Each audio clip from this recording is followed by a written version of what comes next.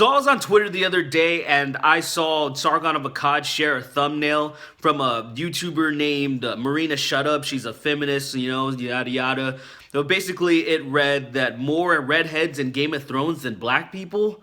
And so he was taking the piss, and so was I, and because it just sounds fucking absolutely ridiculous. And basically she was kind of saying, oh, watch the video before you fucking react in this certain way. So I'm like, okay, I'm actually going to do that. And this is going to be the result of this.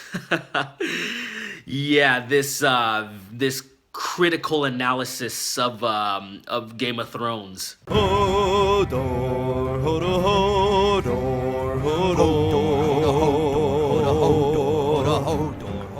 But what I realized the other day is that there are more major characters in Game of Thrones that have red hair than there are black or Asian characters. And in case you were wondering, the population of black and Asian people in the entire world is much, much, much larger than the population of redheads. So most of you are probably already thinking that, oh yeah, Game of Thrones is set in the medieval Europe where, there really isn't black people, and, there's a few redheads in that region, that's mainly where they come from, especially the very northern parts, the northwestern parts and stuff like that. So it kind of makes sense that there's a few redheads, and a very small amount of black people. That is a very obvious thing it's just like, why would that even be?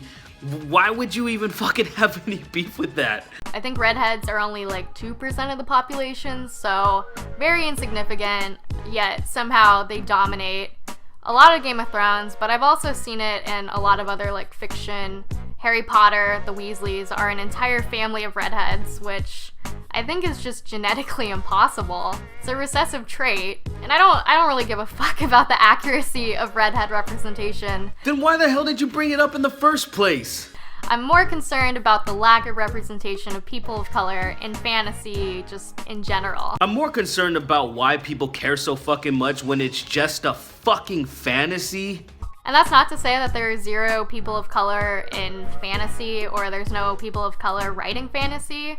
I think Ursula Le Guin is a great example of this. I'm not disputing that there aren't important characters of color or authors of color who are making great contributions to the realm of fantasy. Then what's your point? Are you just like hating on Game of Thrones because it became insanely popular, and therefore since everybody's watching it, it just needs to be diverse? Everybody needs to be represented?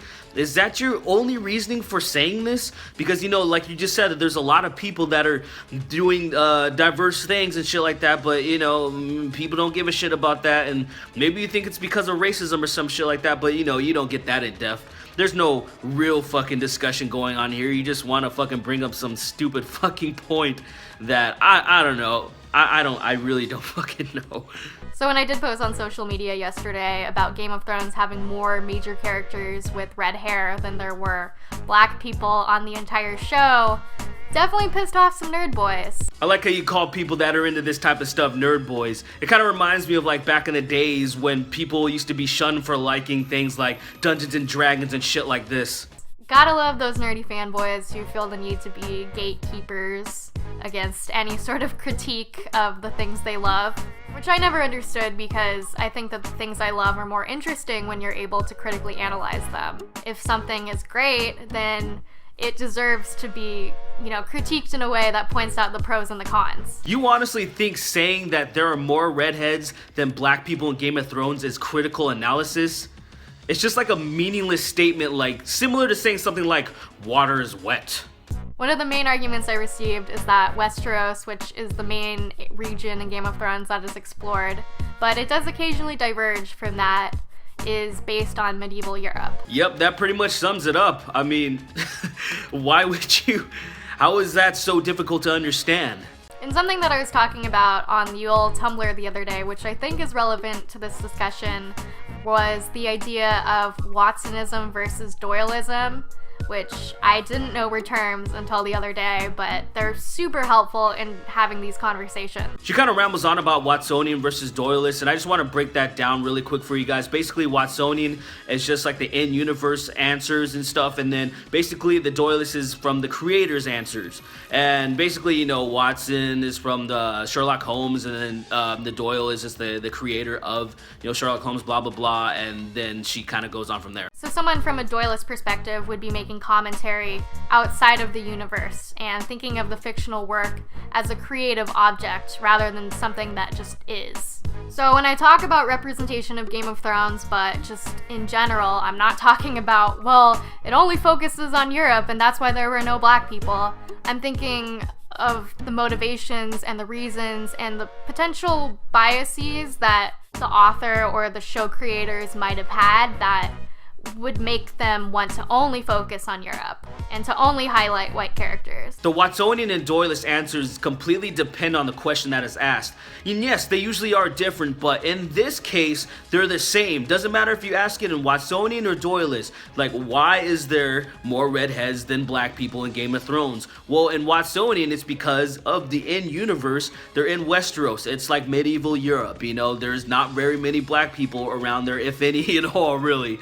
And then if you ask it in Doyleist, you know, real life, if you ask George R.R. Martin, he's inspired by that time, the medieval times. He's inspired by that shit, so he wants to keep it kind of accurate. You know, sure, he wants to throw in some fantasy, some fucking dragons and some ice zombies and shit like that, but the setting in general, he's gonna keep it kind of looking kind of legitimate and stuff like that, and I totally understand that. It's kind of like, say, if you wanted to have a setting of something in, like, you know, South Central Los Angeles, you're probably gonna have a lot of black people there, and it would just feel a little bit off if you just had a ton of white people or some shit like that, you know? I mean, you can do that, sure, but, you know, it depends on how you want to fucking do it. And he was inspired to just do that because he's a huge lover of history. And, you know, if you did any research on the guy, you know, you would kind of know that. I always loved history, and European history more than American history for some reason. American history was fine, you know, Civil War, World War II, Revolution, all that stuff. But there was something that made me more attached to the kings of England and the 100 Years' War and the Crusades. I mean, that evoked my imagination. These were not egalitarian centuries. And I do wonder if the Eurocentrism in a lot of, like, historical books affected George R.R. Martin's decision to only focus on Europe. But he created this entire vast universe, and he knows the historical background for every area, every character, and, you know, he could have just maybe focused a little bit on, you know, people of color, maybe just like a tad. What about Grey Worm the Unsullied and Missandei? Is that, like, not a little bit enough for you or something like that? I don't know. It sounds like he kind of is focusing on some of those people of color, and, you know, it is just a little bit, such as you said. And I like how you just admit that they do focus on people of color, so what is your fucking point? I feel like people will bend over backwards to defend problematic parts of series just because they love them. We defend them because we don't find things like a lack of black people in a medieval setting problematic. And I think that because you love something, you should be able to critique it. You should be able to point out the good and bad, because that's what makes it interesting, and that's what makes it worth talking about and studying. People like you are the reason that people are forced to include diversity within their content. Let's take Dragon Age, for example. It's a game that's set in the, you know, the medieval Western Europe, and basically, you know, the first game came out in 2009, and then the second game came out in 2011. There was no black people in the game. Nobody was talking shit, nobody was saying anything, and meanwhile, it was before this whole current year diversity thing. Then, fast forward to 2014, Dragon Age Inquisition shows up, and then all of a sudden, poof, there's black people everywhere. You have one of them, you know, one of your main companions is black. You have this, you know, random fucking Templar, this black guy. Then you have this random just black people just chilling everywhere. I don't have a problem with it, but I'm just like, why is there this sudden jump, you know? Because you have people that were bitching, you know, that they were just going like, we need more diversity, we need more this and this, my feels, my this and that. And I'm just like, dude, who fucking cares? Especially when it's supposed to be said in something like that. It doesn't demand we shove in a bunch of fucking people of all races, you know, just because my fucking feels.